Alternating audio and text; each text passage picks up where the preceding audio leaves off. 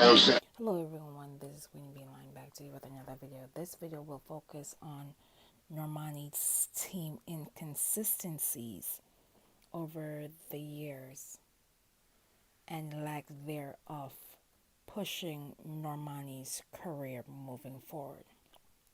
You'll watch a 2017 interview with ABC in a series of clips. I will come back with my commentary of why there needs to be a change within her team. Final three. I know you're always on that night shift. She is, of course, one fraction of Fifth Harmony. We can work from home. Yeah, work from home. I felt really alone. But it's the 20-year-old's bold confession from last week that will live so much longer in the memory. I got bullied, like, terribly on social media. I did an interview. It was taken out of context completely, and there were images. People were calling me, like, the N-word. Like, it was really ugly. And the contempt. I think that it's a conversation that needed to be talked about, and it's my responsibility to talk about it. And then Camila. Fifth Harmony was touring when Normani gave this interview to Galore magazine. Very quirky. That tiny pause unleashed a torrent of vile trolling.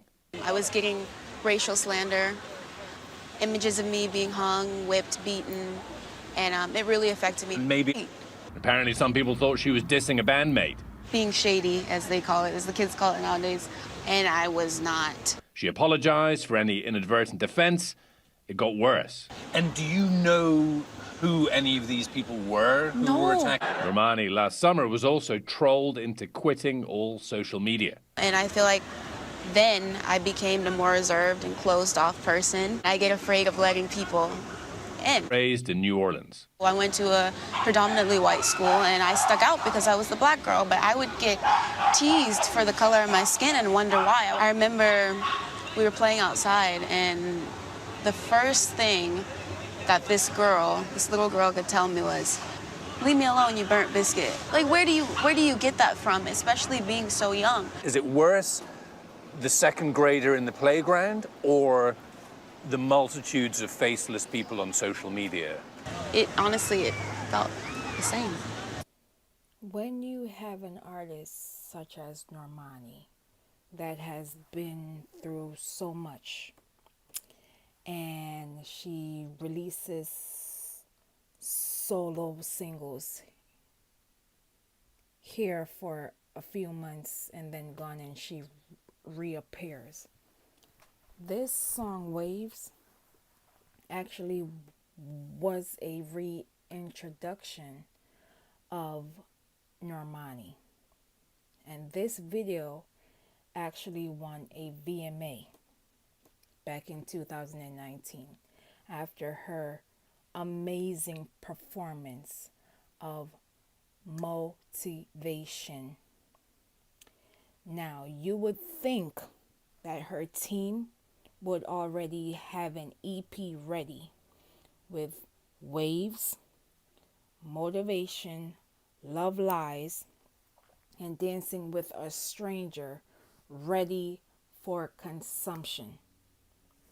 Now, I don't know who dropped the ball at her label or on her team, but I feel like there are entities within Normani's orbit that is not taking her career seriously.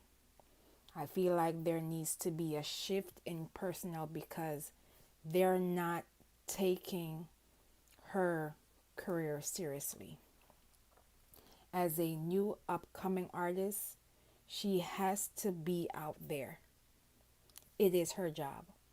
Other artists that have introverted personalities or bringing a buzz about their projects have released EPs or mixtape, giving the music industry something to talk about. We have yet to have an EP or a mixtape attached to Normani's name that has caused the buzz on the internet or in the industry overall. Again, I feel like her team is not taking her career seriously, because you cannot have an artist releasing a song or a video in 2 months and then not come back for almost 2 years. It doesn't work like that. You have to give the consumers something to talk about to keep on coming back. It took her time to come back to social media due to trolls on her page.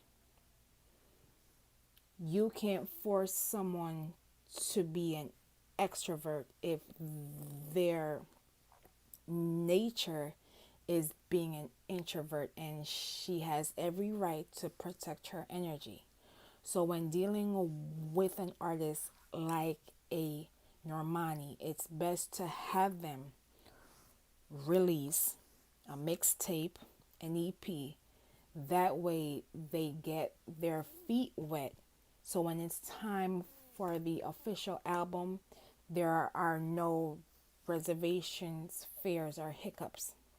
I have noticed every time awards are coming up, there's this buzz of Normani